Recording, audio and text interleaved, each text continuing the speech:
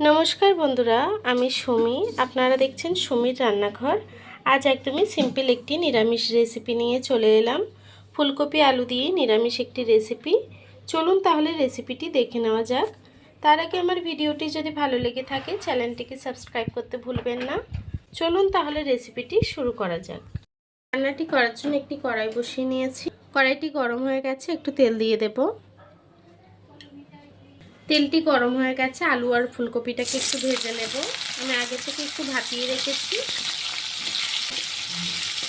দেব একটু হলুদ গুঁড়ো, দেব একটু নুন, দেব সামান্য একটু লঙ্কার গুঁড়ো। এখন আলু আর ফুলকপিটাকে একটু ভেজে নেব।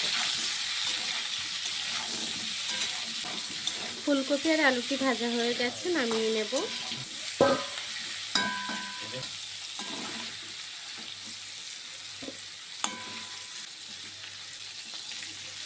এই কড়াইতে সামান্য আরও একটু তেল দিয়ে দেব। এই তেলের মধ্যেই দিয়ে দেবো দুটো তেজপাতা, দেব একটু গোটা গরম মশলা, দেব একটু কালো জিরে ফোড়ন। মশলাটিকে একটু নেড়ে ছেড়ে নেব। এখন দিয়ে দেবো আদা আর টমেটোর পেস্ট। বাকি গুঁড়ো মশলাটি অ্যাড করব। দিয়ে দেবো একটু হলুদ গুঁড়ো, দেব স্বাদ মতো নুন, দেব একটু ঝাল লঙ্কার গুঁড়ো। মশলাটিকে খুব ভালোভাবে একটু কষিয়ে রান্না করে নেব যতক্ষণ তেল না ছাড়ছে। মশলাটি খুব সুন্দর করে কষানো হয়ে গেছে, তেল ছেড়ে দিয়েছে।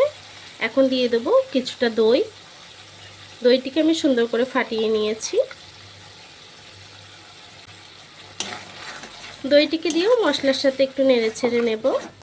মশলাটিকে কিন্তু সুন্দর করে নেড়ে ছেড়ে নিয়েছি। এখন আমি ফুলকপি আর আলুটিকে দিয়ে দেব। ভেজে রাখা ফুলকপি আলুটাকে দিয়েও একটু নেড়ে ছেড়ে নেব। নিরামিষের দিনে কিন্তু এভাবে ফুলকপি আলু রান্না করতে পারেন। মশলার সাথে আলু ফুলকপিটিকে আমি একটু নেড়ে ছেড়ে নিয়েছি। এখন জল দিয়ে দেব অল্প করে। অল্প করে জলটি দিলাম। তরকারিটি একটু মাখা মাখা রান্না করব। জলটাকে দিয়েও একটু নেড়ে ছেড়ে দেব। ফুলকপি আলুটি কিন্তু আগের থেকেই সিদ্ধ হয়ে আছে। এখন তরকারিটিকে রান্না করে নেব। দেখুন বন্ধুরা, আমার তরকারিটি কিন্তু হয়ে গেছে। এখন আমি গ্যাসটিকে বন্ধ করে দেব। আলুটিও কিন্তু সুন্দর গলে গেছে। এখন আমি গ্যাসটিকে বন্ধ করে দেব। তরকারিটিকে এখন নামিয়ে নেব।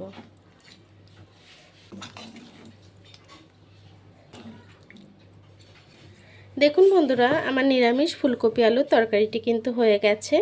আমার এই সিম্পল রেসিপিটি কেমন হয়েছে কমেন্ট বক্সে জানাতে ভুলবেন না। আপনারা নিরামিষের দিনে কিন্তু এই রান্নাটি করতে পারেন। রান্নাটি চটজলদি হয়ে যায় আর মশলাটিও কিন্তু কম লাগে। রেসিপিটি যদি ভালো লেগে থাকে চ্যানেলটিকে সাবস্ক্রাইব করে পাশে থাকবেন। আর এতক্ষণ ধরে রেসিপিটি দেখার জন্য আপনাদেরকে অসংখ্য ধন্যবাদ।